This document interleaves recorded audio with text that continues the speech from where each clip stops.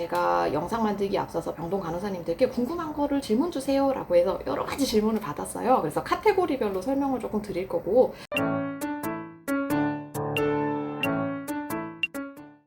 여러분 안녕하세요. 요새 아마 뉴스 보셔서 아시겠지만 요새 응급 상황이라 병원이 제가 랜선 진료실이나 유튜브를 못 챙기고 있었습니다. 뭐 계속 당직 서고 입원 환자 진료하고 외래 환자 보고 이러다 보니까 조금 힘에 부치긴 하고요. 그럼에도 유튜브를 이제 만들게 된 거는, 예전에는 이제 전공의 선생님이 계실 때는 보통 이 병동 간호사님들이 전공의 선생님 통해서 저한테 이제 노티가 되는 경우가 많이 있었는데, 지금은 이제 병동 간호사님들이 직접적으로 저한테 노티가 많이 돼요. 그래서 이제 이분들 노티를 듣다 보니까 이분들이 이거를 진짜 몰라서 질문하는구나, 이거에 대해 알려드려야 되겠다. 결국 이제 지식이 늘어야 우리 환자분들을 조금 더 안전하게 이제 케어를 할 수 있거든요. 근데 또 간 환자가 워낙 내과에서 유명한 특수 환자군에 해당이 됩니다. 그래서 이 특수 환자군에 대한 지식을 조금 더 같이 공유를 하고자 유튜브를 만들게 됐습니다. 참고로 오늘 유튜브부터는 제가 댓글창을 막을 예정이에요. 요새 이제 국민 정서가 좋지 않은지 의사 유튜브만 보면 오셔서 엄청 욕설을 다는 분들이 많으셔서 마음의 상처를 입고 있어서 이거 닫도록 하고, 혹시 뭐 질문이 있으신 분은 다른 영상에 댓글 남겨주시거나 아니면 우리 병동 간호사님들이라면은 저희 그룹웨어 메일로 질문 주셔도 괜찮겠습니다. 일단 시작하기에 앞서서 첫 번째, 우리 간 환자는 어떤 특성이 있는지 좀 알아볼게요. 내과에 양대 특수 환자군이 있습니다. 자, 첫 번째 특수 환자군은 저희 신장내과에 투석하는 환자분들이 첫 번째 특수 환자군이고요. 아마 이제 뭐 매니지라든지 이런 게 일반 내과 환자랑 많이 다르다는 거 눈치채셨을 거예요.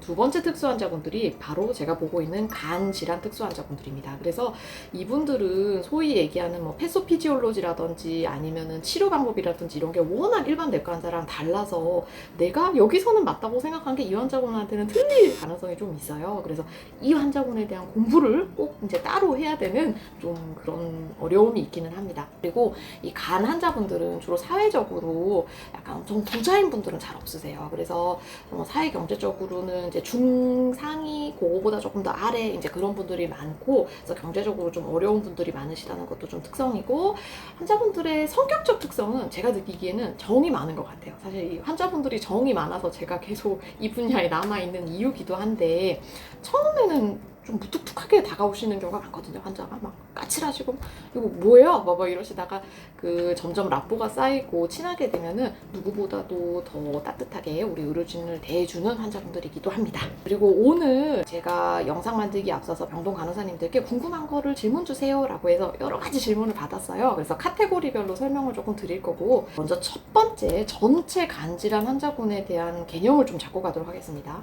일단 위험한 간 환자분들이란 뭐냐? 한번 정의를 좀 알고 넘어갈게요.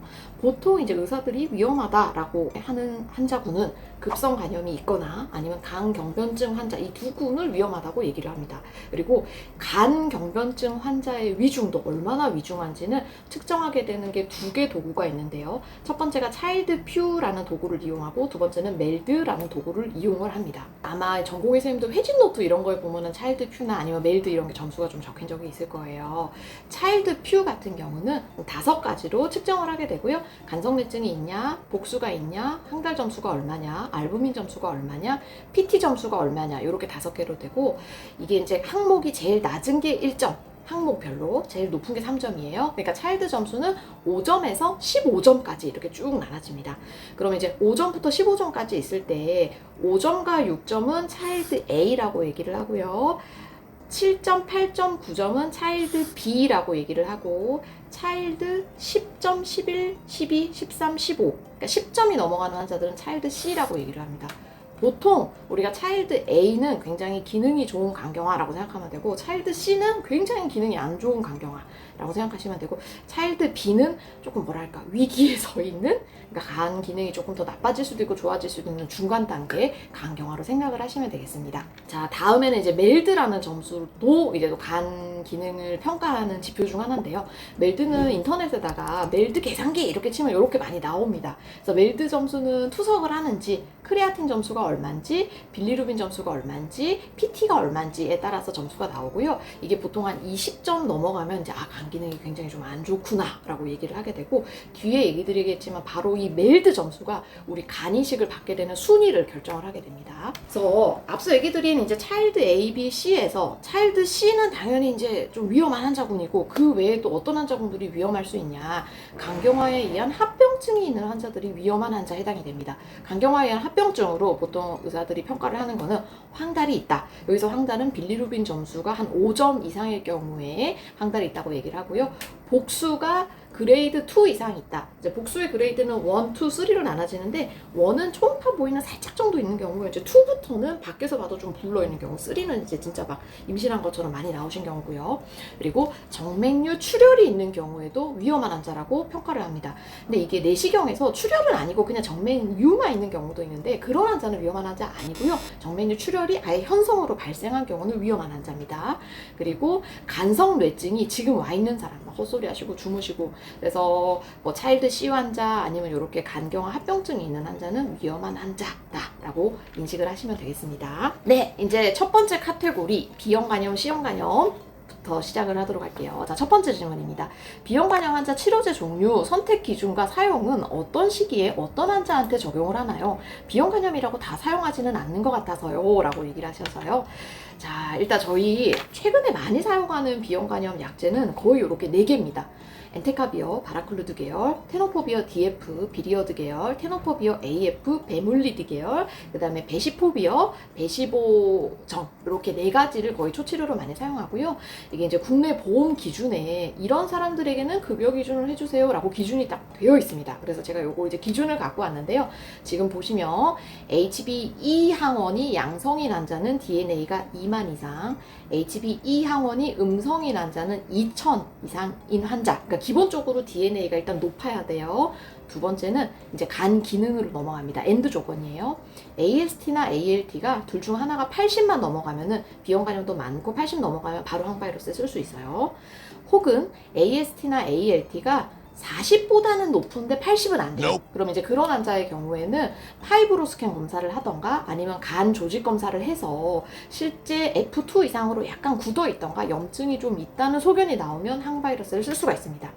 만약에 이 항원은 B형 간염 DNA는 높은데 AST, ALT가 아예 40보다 안 된다. 그거는 항바이러스제 급여 기준이 되지가 않습니다. 다만 우리가 간경화나 아니면 간암이 있는 경우에는요, 이런 DNA 레벨과 상관없이 조금만 검출이 되면은 바로 사용을 할 수가 있어요. 그러니까 조금 간 기능이 안 좋을수록 이 사용하는 문턱이 낮아진다라고 생각을 하시면 되고, 뭐 이건 아주 좀 정밀 지식이긴 한데, 베시포비어라는 약물은 비대상성 간경변증, 복수가 있거나 황달이 심한 상태에서는 시작을 할 수가 없고요. 그 다음에 테노포비어 AF, 우리 베물리디라고 하는 경우에는 보통 뭐 비대상성 간경변증에서는 원래 사용이 안 되다가 최근에 비대상성 간경변증이 있으면서 신기능이 떨어져 있거나 골다공증이 있는 경우에는 사용을 할 수 있도록 되어 있습니다.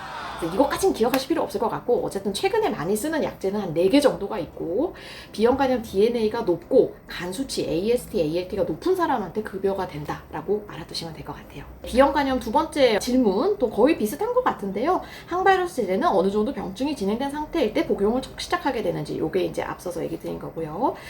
한 번 첫 복용을 시작하게 되면 평생 계속해서 항바이러스를 복용 유지해야 되는지 물어보셨어요. 요거는 이제 환자분들도 많이 물어보시는데, 사실 아직까지는, 그러니까 적어도 한 5년 이상은 복용을 하게 되는 경우가 많습니다. 우리가 이제 논리적으로는 S항원, HBS 안티젠이 음성으로 변하면 끊어볼 수 있다라고 되어 있고요. 끊어볼 수 있다라고 얘기하는 거는 끊을 수는 있는데 위험은 감당을 해라 라는 얘기거든요. 이게 뒤에 얘기 드리겠지만 B형 간염이 참 완치가 어려워서 그렇습니다. 이게 세포 안에 좀 숨어있는 것들이 있어서요. 그래서 일단은 환자들한테는 계속 잘 드셔야 된다라고 얘기를 해주시는 게 안전할 것 같아요. 네, 세 번째 질문입니다. B형 간염, C형 간염은 완치될 수 있는지. B형 간염은 아직 완치는 좀 어려운 경우가 많고요. C형 간염은 97에서 99% 완치됩니다. 2, 3개월 약 먹으면. 요새 세상이 많이 좋아졌어요. 그리고 B형 간염은 아마 S항원이겠죠? 포지티브에서 네가티브 음전되는 경우에 완치라고 보면 될지, 요거는 제가 자료 사진을 좀 갖고 와서 보면서 좀 얘기를 나눌게요. 이 B형 간염이 사람의 간세포에 어떻게 들어가는지를 보게 되면요, 요 파란색으로 된 게 사람 간세포고 밖에 이제 B형 간염이 있어요. 얘가 이제 쭉 들어오면서 사람의 핵 안에다가 cccDNA라고 하는 자신의 물질을 남겨놓고 나옵니다. 그래서 이 S안티젠이 포지티브에서 네거티브로 음전된다고 하더라도 혈관에 숨어있는 cccDNA는 안 없어지고 그대로 있는 경우가 많아요. 그래서 보통 S안티젠이 음성됐을 때 우리가 항바이러스를 끊어볼 수는 있는데 끊고 나서 2, 3년 안에 40-50% 이상에서 다시 재발을 하게 되는 경우가 많아서, 근데 아직까지 비형 간염 항바이러스의 기술은 이 cccDNA를 없앨 수 있는 거는 없습니다. 뭐 임상시험 지금까지 하고 있는데 뭐 보험적으로 승인된 거는 없다고 봐야 될 것 같아요. 네 번째, 항바이러스를 하루라도 중단하면 문제가 되나요? 언제까지 중단해도 되는지. 에이, 하루 중단하는 거 문제 안 돼요. 그래서 뭐 시술이나 그런 것 때문에 하루 이틀 중단하는 건 큰 문제 안 되고, 그럼 언제까지 중단해야 되는지 이거는 사실 답 드리기가 어렵죠. 근데 이제 제 그냥 경험상으로는 대략 한 5, 6일, 한 일주일 정도는 못 드시게 돼도 비형 간염을 억제하는 데는 큰 문제는 없는 것 같고, 일주일 이상 못 드시게 되면 조금 문제를 일으키는 경우를 많이 경험했습니다. 다섯 번째 질문. 비형 간염 보균자는 일상생활 건강관리를 잘해도, 그러니까 뭐 금주하고 항바이러스를 꾸준히 먹어도 예후에 간경화나 간암이 발생을 하는지를 물어보셨어요. 이 비형 간염이 보통 이제 정상인에 비해서 간암 만드는 위험 배율이 한 100배 정도 된다고 하거든요. 그럼 이제 항바이러스를 먹으면은 이 100이 0으로 오면 참 좋은데, 100이 그러니까 간경화가 없는 환자에서는 한 20 정도, 그러니까 80을 낮춰주긴 하는데 그래도 여전히 20은 높아요. 비형 간염이 없는 환자는 간암이 발생할 확률이 거의 없다라고 봤을 때 항바이러스를 먹는 사람은 낮아지긴 했지만 아직은 20배는 높은 거예요. 그래서 이걸 막을 수는 없습니다. 다만 우리가 위험도는 좀 낮춰줄 수 있다. 그래서 항바이러스를 먹어도 꾸준히 우리가 정기검사, 특히 뭐 초음파라든지 아니면 알파피토프로테인 이런 정기검사를 받는 게 중요한 이유가 바로 그래서 그렇습니다. 네, 이제 다음 두 번째 카테고리 넘어갈게요. 두 번째 카테고리 질문들은 영양제 그리고 독성 간염 관련으로 한번 정리해 볼 수 있을 것 같아요. 자, 첫 번째 질문, 음주 전후에 간장약 복용은 상관없는지. 이거 환자분들 진짜 많이 물어보시는데 저는 개인적으로 간장약 복용, 음주 전후 상관없다고 생각합니다. 두 번째, 한약을 먹고 간 수치가 좋아졌다고 하는 사람도 있고, 어떤 한의원에서는 한약은 간성상에 문제가 없다라고 홍보하는데 어떤 게 맞고 환자한테 어떻게 설명을 하는 게 좋냐라고 물어보셨는데요. 이게 우리가 이제 먼저 알아야 되는 게, 모든 사람은 다 달라요. 그러니까 모든 사람의 체질이 다 다르다, 이렇게 쉽게 얘기를 하면 좋겠는데, 보통 우리가 이제 약물을 먹고 독성 간염이 생길 때, 독성 간염 생기는 기전이 두 개가 있거든요. 그러니까 많이 먹어서 생기는 용량 의존적인 독성 간염이 있고요. 그게 대표적인 게 타이레놀이에요. 타이레놀 몇십 알 먹으면 우리 간 가버린다고 하잖아요. 근데 그게 아니라 용량과 관계없이 그냥 알레르기 반응처럼 운이 나쁘면 생기는 게 두 번째 타입의 독성 간염입니다. 그런데 한약 때문에 생기는 독성 간염은 대부분 두 번째예요. 그러니까 우리가 예측을 할 수가 없고, 아마도 그걸 드시는 환자분들의 약물 분해 효소가 남들과 조금 다르던지 메타볼라이트가 좀 다를 가능성이 있어요. 그런데 이거를 뭐 무조건 안전하다 예측을 할 수 있는 거는 현재까지는 없습니다. 그래서 환자분들한테 설명할 때는 그냥 대부분은 안전한데 조금 특이 체질을 가진 분에게는 좀 위험할 수 있다. 다만 이 사람이 특이 체질을 가졌는지 안 가졌는지는 그 약제를 복용하기 전에는 모른다가 현실적인 답일 것 같습니다. 세 번째, 환자들이 간 보호 목적으로 밀크시슬 등의 영양제를 문의할 때 복용시켜도 되는지. 우리 간호사님들 레갈론 많이 처방약 들으신 적 있죠? 그 레갈론이 밀크시슬 전문의약품이에요. 그래서 간 보호 목적으로 밀크시슬은 문의한다고 하실 때 드셔도 된다라고 얘기를 해주시고요.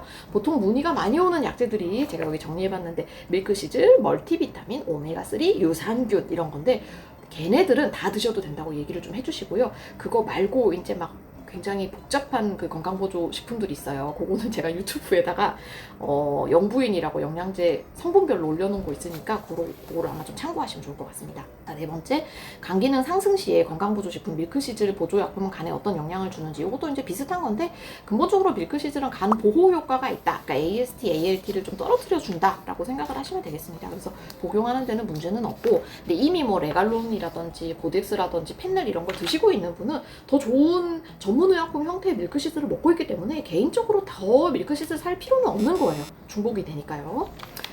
네, 다음으로 질문이 또 되게 많이 들어왔던 항목 중에 하나가 진통제 관련입니다.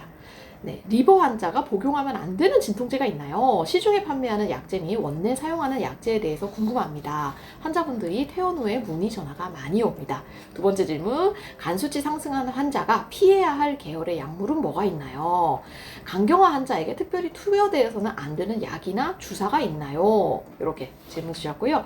자, 이제 자료 화면 좀 보면서 얘기 드릴게요. 여기 진통제 관련해서 제가 간 환자라고 얘기를 드리는 거는 근본적으로 맨 처음에 얘기 드렸던 위험한 간 환자 환자라고 생각하시면 될 것 같아요. 그러니까 우리가 급성 간염이 있거나 지금 간경화가 있는 환자 기준으로 생각을 좀 해주시면 됩니다. 뭐 AST, ALT, 지방간이 있어서 조금 높은 그런 환자의 대상이 아니에요. 자, 우리가 진통제를 크게 이렇게 세 계열로 조금 생각을 하시면 좋습니다. 첫 번째 타이레놀 계열, 두 번째는 엔세이드 계열이라 그래가지고 우리 뭐 아스피린, 이부브로펜, 덱시브루펜, 케토프로펜, 나프록센, 락센 뭐 이런 거 들어가 있는 게 이제 엔세이드 계열이고요. 세 번째는 이제 오피오이드 마약성 진통제 계열 이렇게 있을 거예요. 첫 번째 타이레놀 계열은 급성 간염 환자나 아니면 간경화 환자에서도 하루에 4알 정도, 뭐 500ml든 650ml든 하루에 3, 4알 정도까지는 절대 문제가 거의 되지 않습니다. 타이레놀은 용량 의존적으로 간에 안 좋다고 알려져 있기 때문에 그 용량을 넘지 않으면 간에 누구보다도 안전한 약 중에 하나입니다. 그래서 타이레놀 계열 약은 많이 드시지만 않으면 괜찮다라고 설명해 주시고, 두 번째 엔세이드 계열은 피해야 됩니다. 엔세이드 계열을 드시게 되면은 간 기능 자체가 굉장히 떨어지는 것도 있고, 이게 콩팥에 영향을 줘서 신장 크레아틴 수치를 좀 높이게 돼요. 그래서 가급적이면은 간경화 있는 사람한테는 엔세이드를 주지 않는 게 좋고, 심지어 어떤 정도도 엔세이드 안 된다고 저는 얘기 드리냐면, 우리 붙이는 파스 있잖아요. 그 파스에 엔세이드 계열 파스가 있는데 그거 이제 붙이게 되면은 전신으로 어느 정도 좀 흡수가 되거든요. 근데 그것만으로도 콩팥이 안 좋아지는 경우가 꽤 있습니다. 그래서 간 기능이 굉장히 떨어져 있는 분은 파스 계열의 엔세이드까지 조심을 해야 된다, 이렇게 생각하시면 되고, 이 마약성 진통제는 대부분은 간 환자한테 쓰셔도 되는데 두 가지, 데메롤이랑 트리돌, 이 두 가지 약제는 조금 피해 주시는 게 좋고, 나머지 그냥 뭐 몰핀이라든지 옥시코돈 이런 약제는 써도 간 기능 자체는 큰 문제는 없습니다. 다만 이 간 환자분들이 약물 대사 반응이 조금 저해되기 때문에 마약성 진통제를 썼을 때 남들보다 좀 효과가 드라마틱하게 나타날 가능성이 있어요. 그러니까 너무 오래 처져 있다든지 좀 그런 게 나타날 수 있어서 마약성 진통제 계열은 처방은 할 수는 있으나 조금 주의 깊게 봐야 된다, 이렇게 생각하시면 되겠어요. 그래서 이제 요거랑 관련한 네 번째 그 질문이, 간 환자들은 오시팩, 그러니까 근육통 시파 파스를 쓰면 안 되는지를 물어보셨고요. 그래서 그 시파 파스가 엔세이드 계열이기 때문에 아마 이제 가끔 안 된다라고 제가 얘기 드린 적이 있을 거고요. 근데 이제 그 간경화에도 아까 제가 차일드 A, 차일드 B, 차일드 C 이렇게 돼 있다 그랬잖아요. 차일드 A나 B 초반, 그러니까 뭐 7점, 8점 이런 환자분들은 그냥 뭐 그래도 한두 번 붙이는 건 큰 문제 없는 것 같고, 이제 차일드 C거나 아니면 차일드 B에서도 9점인 환자들은 조금 이런 파스도 위험할 수가 있습니다.